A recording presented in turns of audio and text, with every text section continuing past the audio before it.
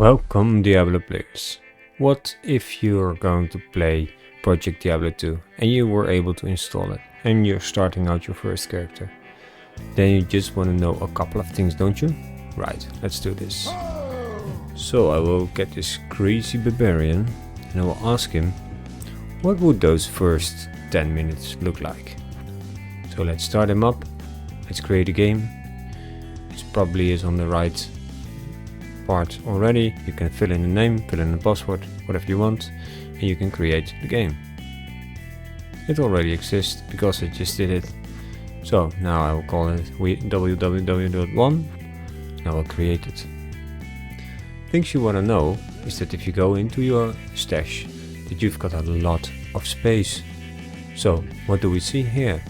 Your private space is a lot bigger. You can store more money. You can store it on one place.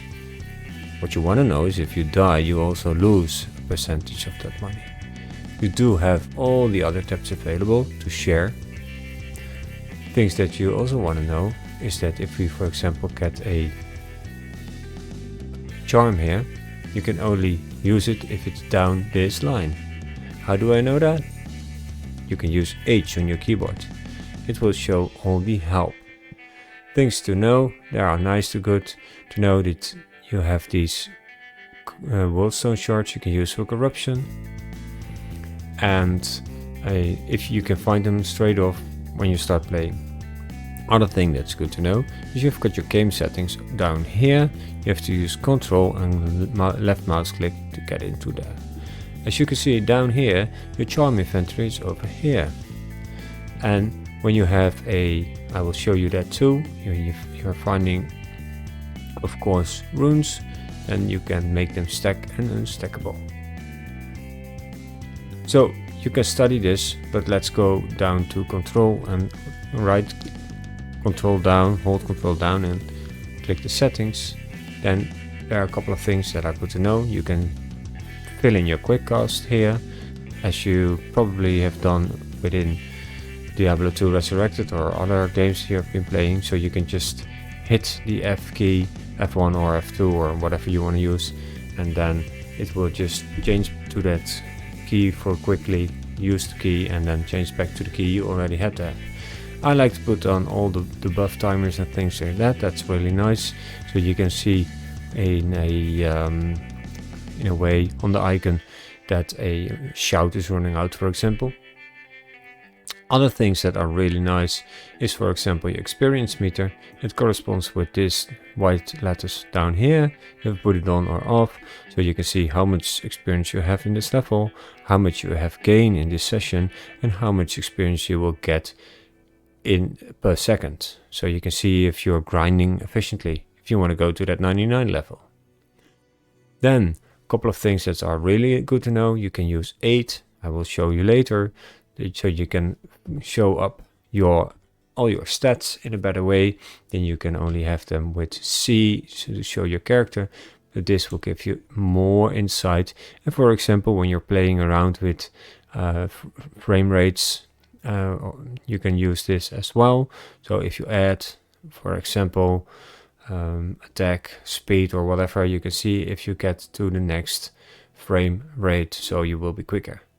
Because you probably know that it doesn't make any sense. If you have 75, that's enough. If you have 80, 90, 100, it doesn't matter. Only matters if you have 125 again. So I think that's good to know. So I'll use the 8 for that. You can use the 0 button if you're playing together with a friend or you're trading around. You can use the 0 button to inspect someone else, and you can see his gear. Also really nice to know. Now, let me tell you a little bit about things you want to know of the runes. So if you start finding runes like this, they are like this, and normally you would find like 3 of them. Probably not, but hey, let's just pretend. And those 3 runes you can stack now. How do you do that? If you hold down Control and Shift and left click, then it will get this plus icon here and it will show a 1. Now I can use this rune and I can still not change it with the other rune, but I can make it also stackable And now I can just put them onto each other, and you can see I've got 3 ore runes. I can also make them unstackable or get one out of here by holding down Ctrl Shift together and click it over there. So if I only hold down Control, it will just split the stack, for example, or just put one down there. So that's really nice to know, and of course you can check out all the other shortkeys, of course. Here you can see that I have all these gems also stacked up until 50. Also there are a lot of other things that are stackable, and I think that is important to know. You do want to save up your gems, so if you have a gem like this, then you can put it in your cube. I don't have a cube here right now, but if you have a cube, you can put it in your cube together with a key, and then it will make one of these jewels. So you can stack those as well. So if you want to craft later on, then you can already stack them. Don't be afraid of all these things. I think one good thing to know is that if you find an item that looks like this, you are finding a map. And this will be a little bit later in the game, but I think it's good to know that this is a map, and that the map can be normal, rare, and also magic. And also, if you have a bit of luck, legendary or unique, it's called. Okay, then another thing that's good to know is that these charms here are more interesting than they were earlier. I was never picking up these large charms, but they made them better, so they can be really interesting as well. So pick those up. Of course, also the small charms and the grand charms can be interesting. Okay. Now, another thing that's why I've chosen this barbarian to show off is because we have splash damage. So let me find some friends. Oh, this is wonderful. Let's take a look at what it is. On the weapons, melee weapons, there is melee attack deals splash damage. So if I start hitting mobs, it will also hit mobs in a certain radius. So I think it's good to know that it happens. So if I hit this mob, the other mob is also dying because he gets splash damage. Over here as well. Here we go. Then what do you want to pick up? Your loot filter can help with the things you have to pick up, or you should not have to, but in the beginning of a game or with a new character, you want to collect money as soon as possible because you need it for everything. And also money is much more interesting, not only for gambling, but also for re-rolling maps, for example, later on. So if we are down here, besides that there are many foes here, we just want to pick up things like, let me see, let me kill Bat first. Ah, thank you. Throwing knives are good to pick up, because normally a normal throwing knife is like 500 gold. But things you really want to pick up is things with spells on it. This buckler, I will take it with me to show you that it's not really good to pick up for money. But you do want to pick up, for example, if I find the scepter, for example, for a paladin, you want to pick that up, or a wolf head or a barbarian head. Of course, you want to pick up the barbarian heads, but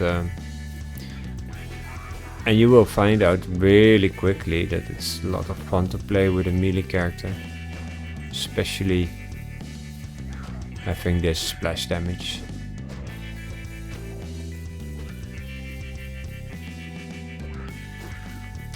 Yeah, so, and besides that, just have fun. They changed the loot drop a bit for normal players, so you will have a lot more loot that will drop in a better way. So I think that's really nice.